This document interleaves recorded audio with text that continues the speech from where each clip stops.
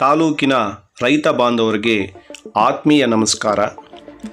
ನನ್ನ ನೆಚ್ಚಿನ ರೈತರೇ, ನಿಮಗೆ ಸಿಹಿ ಸುದ್ದಿ ಅಂತ ಹೇಳ್ಬೋದು.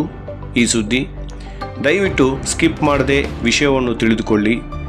ಅದೇನಪ್ಪ ಅಂದರೆ, ತಾಲೂಕು ಆಡಳಿತ ಕಂದಾಯ ಇಲಾಖೆ ಅಧಿಕಾರಿಗಳು ಸರ್ಕಾರದ ಆದೇಶದಂತೆ ಮಾನ್ಯ ತಾಲೂಕು ದಂಡಾಧಿಕಾರಿಗಳ ಅಧ್ಯಕ್ಷತೆಯಲ್ಲಿ ಈ ಪಾವತಿ ಕಂದಾಯ ಅದಾಲತ್ ಕಾರ್ಯಕ್ರಮ ಎಂಬ ಉಚಿತವಾಗಿ ಖಾತೆ ಮಾಡಿಕೊಡುವ ಯಶಸ್ವಿ ಕಾರ್ಯಕ್ರಮವನ್ನು ಹಮ್ಮಿಕೊಂಡಿದ್ದಾರೆ.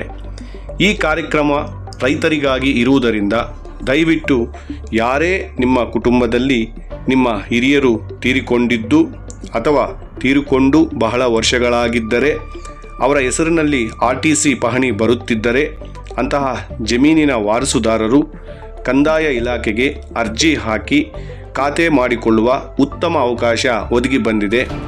ಕುಟುಂಬದಲ್ಲಿ ವಾರಸುದಾರರು ಒಂದಕ್ಕಿಂತ ಹೆಚ್ಚು ಸದಸ್ಯರು ಇದ್ದಲ್ಲಿ ಜಂಟಿ ಖಾತೆ ಮಾಡುವುದಾಗಿ ಮಾನ್ಯ ದಂಡಾಧಿಕಾರಿಗಳು ತಿಳಿಸಿದ್ದಾರೆ. ಯಾವುದೇ ದಾಯಾದಿ ಕಲಹಗಳನ್ನು ಬಿಟ್ಟು ತಮ್ಮ ಆಸ್ತಿಯನ್ನು ತಮ್ಮ ಹೆಸರಿಗೆ ಖಾತೆ ಮಾಡಿಸಿಕೊಳ್ಳಿ ಅಂತ ಕರೆ ಕೊಟ್ಟಿದ್ದಾರೆ ಅಂತ ನಾವು ತಿಳಿದುಕೊಂಡು ನಮ್ಮ ಜಮೀನಿನ ಹಕ್ಕನ್ನು ನಾವು ಪಡೆದುಕೊಂಡು ಸರ್ಕಾರದಿಂದ ಬರುವ ಸೌಲಭ್ಯಗಳನ್ನು ಪಡೆಯೋಣ. ರೈತರು ನೀಡಬೇಕಾದ ದಾಖಲೆಗಳು: ಅರ್ಜಿಯೊಂದಿಗೆ ಪಾಣಿ, ಆಧಾರ್ ಕಾರ್ಡ್, ವಂಶವೃಕ್ಷ ಹಾಗೂ ಡೆತ್ ಸರ್ಟಿಫಿಕೇಟನ್ನು ಒದಗಿಸಿಕೊಡಬೇಕಾಗುತ್ತದೆ.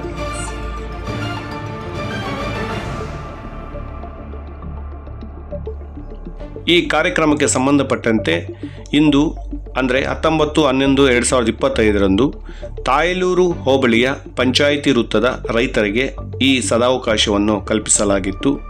ತಾಯಲೂರಿನ ನಾಡ ಕಚೇರಿಯಲ್ಲಿ ಹಮ್ಮಿಕೊಂಡಿದ್ದ ಈ ಪಾವತಿ ಕಂದಾಯ ಅದಾಲತ್ ಕಾರ್ಯಕ್ರಮಕ್ಕೆ ಸುಮಾರು ರೈತರು ಬಂದು ತಮ್ಮ ಅರ್ಜಿಗಳನ್ನು ಸಲ್ಲಿಸಿದ್ದಾರೆ. ಈ ಕಾರ್ಯಕ್ರಮಕ್ಕೆ ಖುದ್ದಾಗಿ ಮಾನ್ಯ ದಂಡಾಧಿಕಾರಿಗಳಾದ ಶ್ರೀಮತಿ ವಿ ಗೀತಾ ಮೇಡಮ್ ಅವರು ಹಾಜರಾಗಿ ರೈತರಿಗೆ ಮನವರಿಕೆ ಮಾಡಿಕೊಂಡಿದ್ದರು.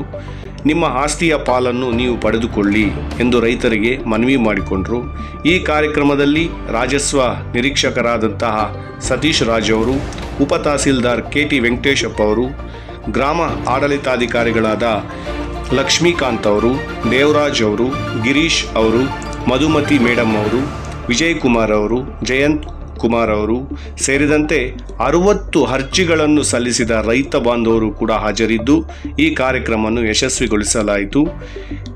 ತಾಲೂಕಿನ ಎಲ್ಲ ಹೋಬಳಿ ಮಟ್ಟದಲ್ಲಿ ಆಯಾ ಗ್ರಾಮ ಪಂಚಾಯಿತಿ ವೃತ್ತ ಅಧಿಕಾರಿಗಳ ಜತೆಗೆ ಬರುವ ದಿನಗಳಲ್ಲಿ ಈ ಪಾವತಿ ಕಂದಾಯ ಅದಾಲತ್ ಕಾರ್ಯಕ್ರಮವನ್ನು ನಡೆಯಲಿದೆ ಎಂದು ಮಾನ್ಯ ದಂಡಾಧಿಕಾರಿಗಳು ಹೇಳಿದ್ದಾರೆ. ಧನ್ಯವಾದಗಳು.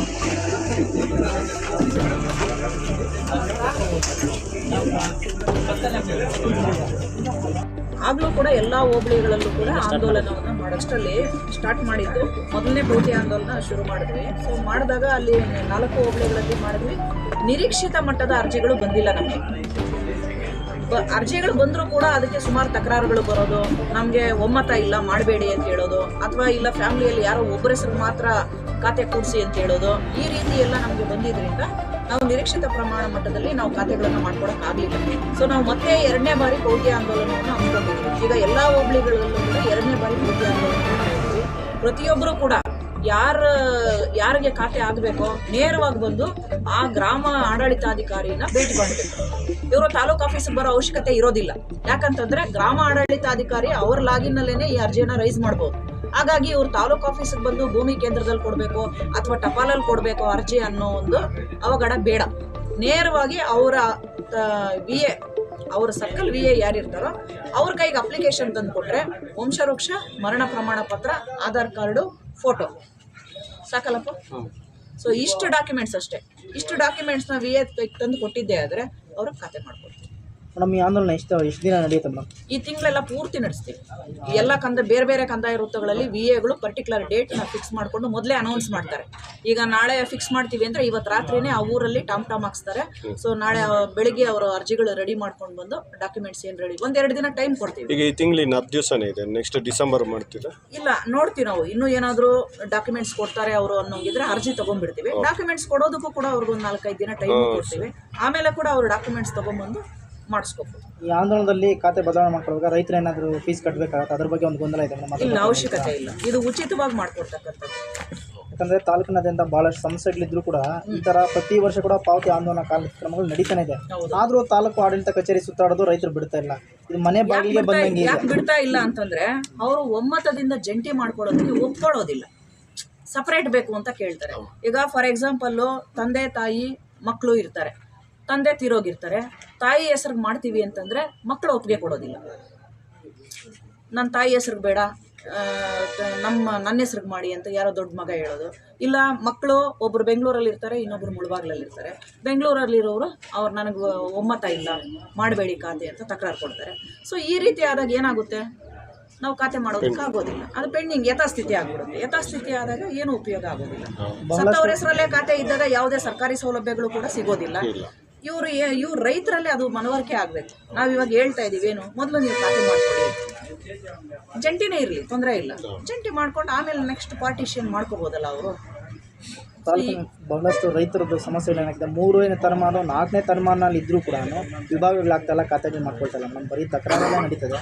ಅಂಥವ್ರಿಗೆ ವಿಶೇಷವಾಗಿ ಏನು ಸಲಹೆ ನೀಡೋಕ್ಕೆ ಇಷ್ಟ? ನಾನು ಹೇಳೋದು ಏನಂದರೆ, ತಕರಾರುಗಳು ಕೊಡೋದು ಕಮ್ಮಿ ಆಗ್ತದೆ, ಅವರಲ್ಲೇ ಮನವರಿಕೆ ಆಗಬೇಕು.